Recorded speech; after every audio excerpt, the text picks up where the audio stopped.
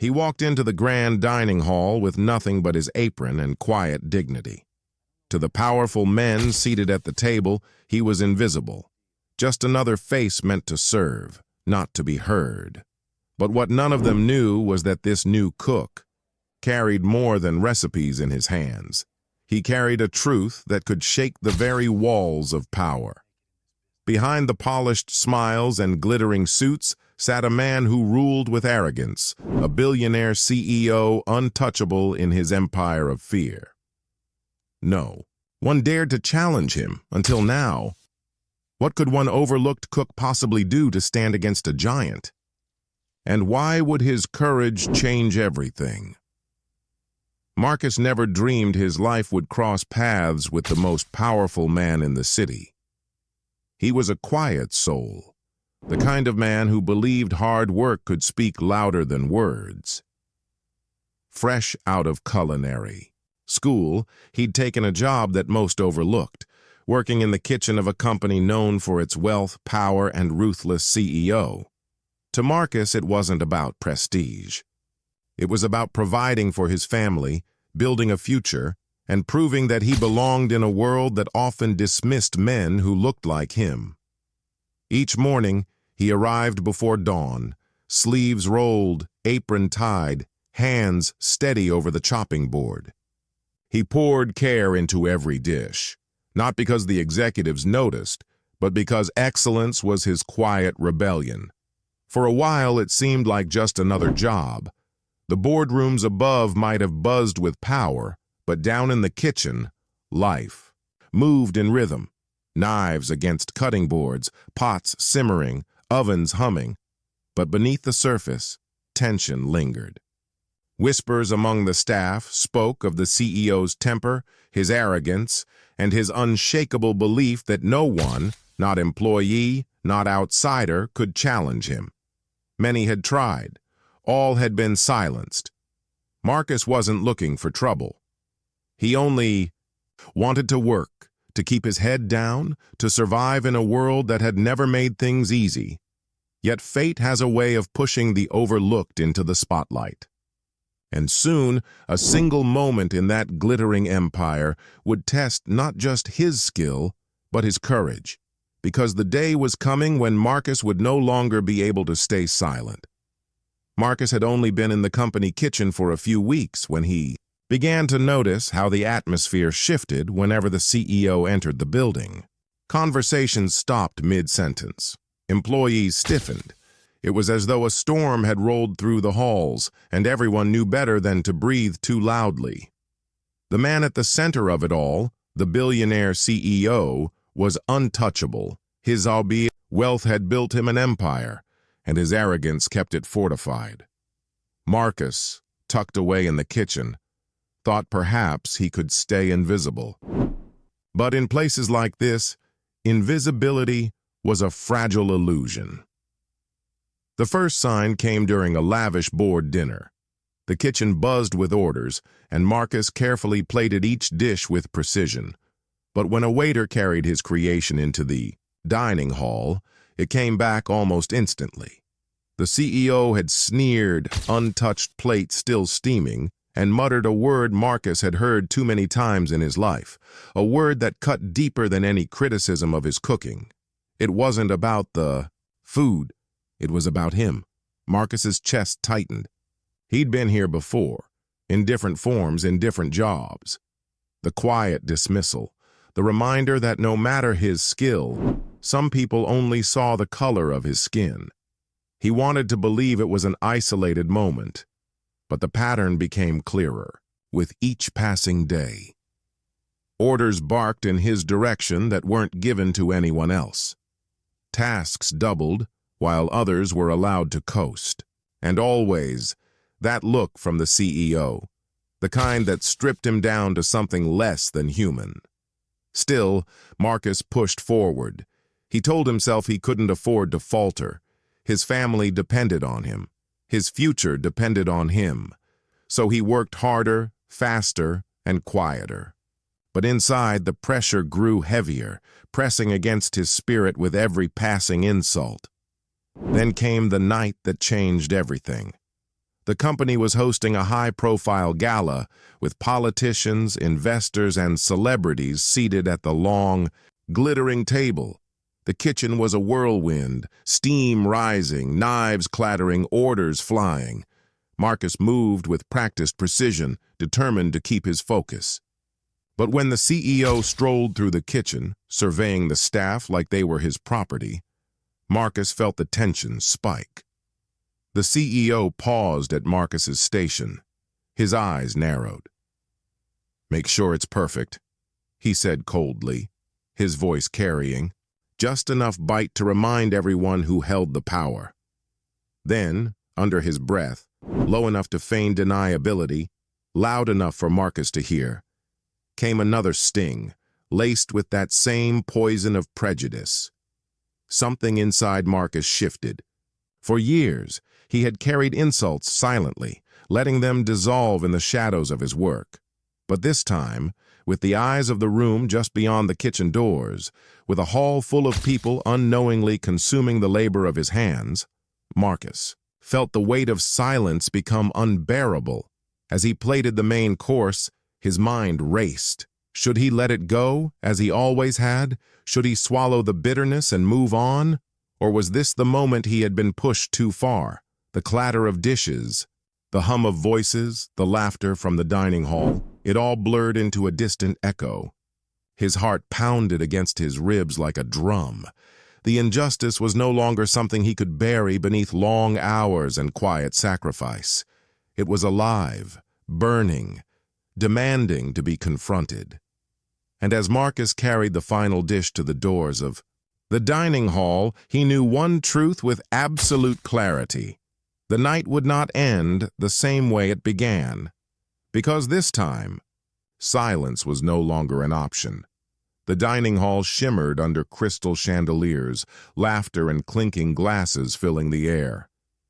At the head of the table, the CEO held court, his voice booming with the arrogance of a man who believed he could not be touched. Guests hung on his every word, eager to remain in his favor. For Marcus, standing quietly at the edge with the final dish in hand, the contrast was crushing.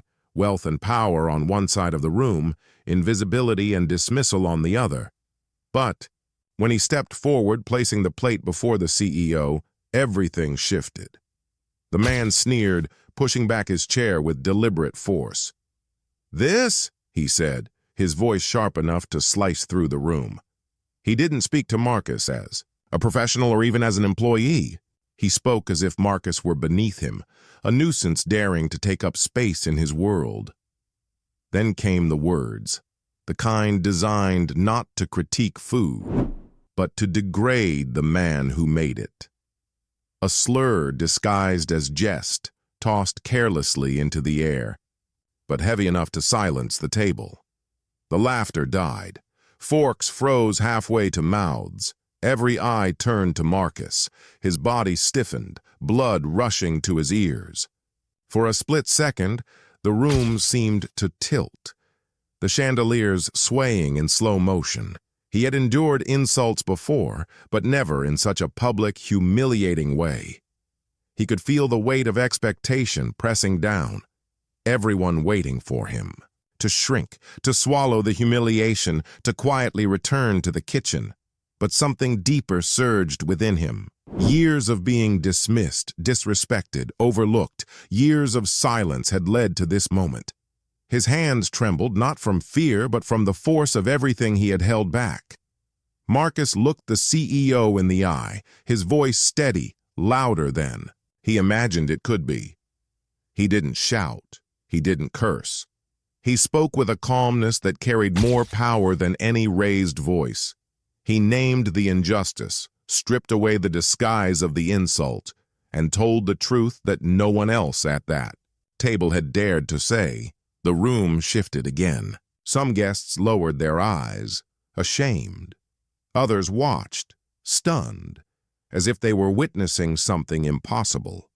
The CEO's face flushed red, his authority cracking under the weight of defiance he had never encountered before.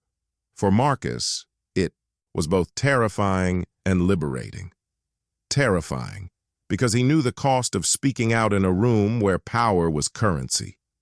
Liberating because for the first time he refused to carry the burden of silence. The air was electric, thick with tension. The CEO leaned forward, jaw clenched, his empire suddenly vulnerable in the face of a single, unarmed cook who dared to speak truth to power. And in that moment, one question hung heavy over the glittering hall, unspoken but undeniable. Would Marcus pay the price for his courage, or had he just sparked the beginning of something far greater? The silence in that glittering dining hall stretched longer than Marcus could have imagined. For a moment it seemed the world itself had paused. The CEO's face, once smug and untouchable, twisted with fury. Yet he couldn't mask the crack in his armor. His insult, so casually thrown, was no longer hidden by laughter or brushed aside by fear. It had been named, exposed, and challenged. Marcus stood tall, even as uncertainty pressed in. He knew the risks. Speaking truth to power often came with a cost. And yes, he lost that job. The CEO made sure of it before the night was over.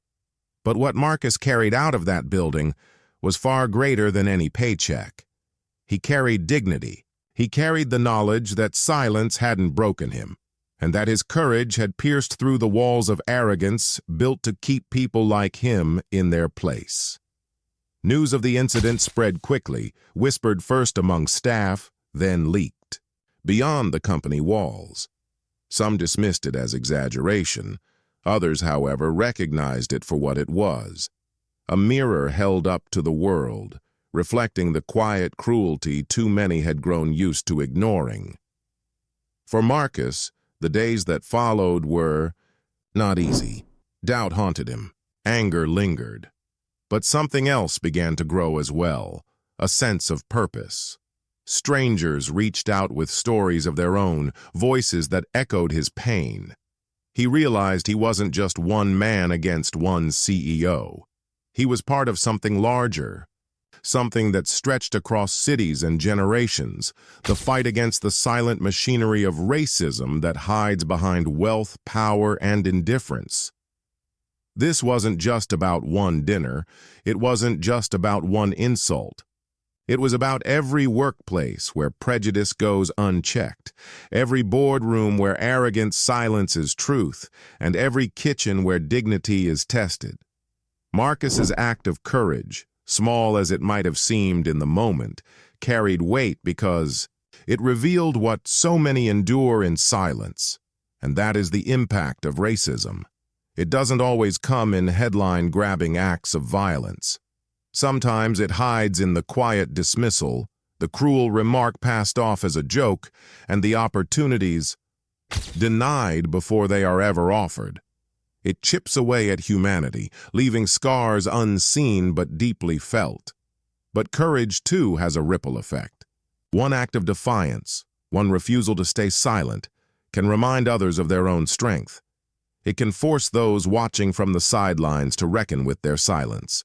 It can spark conversations in rooms where truth is long overdue.